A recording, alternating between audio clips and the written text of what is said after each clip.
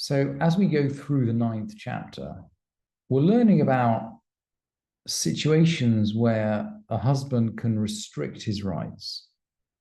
And we began yesterday just noting that if a husband has appointed his wife effectively as his business partner, so if she's got a power of attorney to manage his property, or if she's set up as a shopkeeper, so she's basically managing the family business. Really interesting commentary on economic relationships in the time of the Mishnah. So his wife is managing the property, then in accordance just with the laws of oaths, just as he can make a partner or an agent swear an oath that property hasn't been misused, he can require his wife to take the same oath. And Rabbi Eliezer said this can apply to domestic matters as well. And the halacha, the Talmud just knocks him out, says, no, this is a business issue, it's not a domestic issue. But that's essentially the close of the fourth Mishnah in chapter 9. And we're now going to go back in the fifth Mishnah, issues which we've talked about before. Can the husband write a contract renouncing all these rights? And we can imagine, for example, that the wife, perhaps on taking on the stewardship of his property or taking on the management of the business, might specify up front that she's not prepared to do that. She's not prepared to taking an oath is a big deal in the time of the Mishnah. It's a big thing. She may well say, no, I'm not prepared. You trust me or you don't trust me, but I'm not prepared. I'm not prepared to be taken to court to swear an oath. So if you want me to do that, I'm not managing your property. And of course, if he agrees, he's going to have to write. And just as we've seen in terms of other conditions that a man might write in the Ketubot, the court tends to interpret them minimally. And we'll see this same minimal interpretation runs right the way through the kind of situations which the Mishnah is now going to describe. Katavla, nederu shva ainli alai. So he writes to her, I have no claim on you for either a vow or an oath. Okay, I'm renouncing my right to court to demand an oath. How does the Mishnah go on? Eino yachol hashpia, aval mashpia hu et yorsheha ve'et haba'im b'rushuta. He can't make her swear an oath, but he can make her heirs, or those who have come into her domain swear an oath. Who are the heirs? Well, maybe he dies or she's divorced, and then maybe she dies. So her children inherit the ketubah. So they're going to come to the heirs of the husband or to the husband himself and demand the ketubah.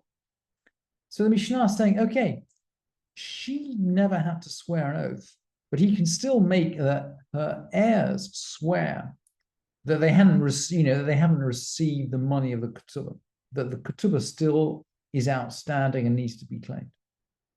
I mean, maybe she claimed it before she died. They need to swear. And what about those who come into her domain? I mean, there's an idea that commentators bring that she might have sold her ketubah. So a ketubah is like the ketubah is a contract, right? So you can sell it, you can trade it. Maybe rather than collecting it from the husband, she's just sold it for cash. So someone's buying the ketubah, and then he's going to try and collect it. And of course, the Mishnah is saying, look, they can make him swear an oath that he hasn't already collected it or that she hadn't collected it, and so on. So we're going to make a minimal interpretation of this declaration by the husband that I've got no claim on you for a vow or an oath. What if he makes a more maximal declaration?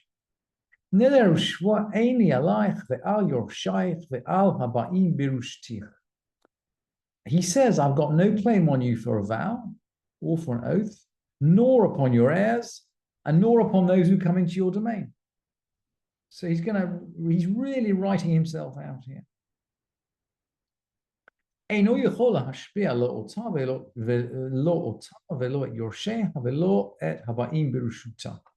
that case, he can't make her swear, he can't make her heirs swear, he can't make those who come into her domain swear an oath. But there's always a but in the Mishnah. There's always a but. A but. Your shav must be inotza, but his heirs can make her swear. So maybe, maybe they got divorced and then he died. Maybe he just died, but for whatever reason, he's not around, but his heirs are around. And his heirs can make her, or her heirs, or those who come into her domain swear an oath. So he hasn't ruled out his heirs calling for an oath, and they can do that, unless he specifically rules it out. So here's the third declaration, and this is comprehensive, pretty much. Nederu shva'ein li u'yorshai v'lo laba'im b'rushuti alayich ve'al yorshayich ve'laba'im b'rushti. Neither I, nor my heirs, nor those who come into my domain, nobody, in other words, shall have any claim on you, or on your heirs, or on those who come into your domain, for either a vow or an oath. He makes a complete declaration.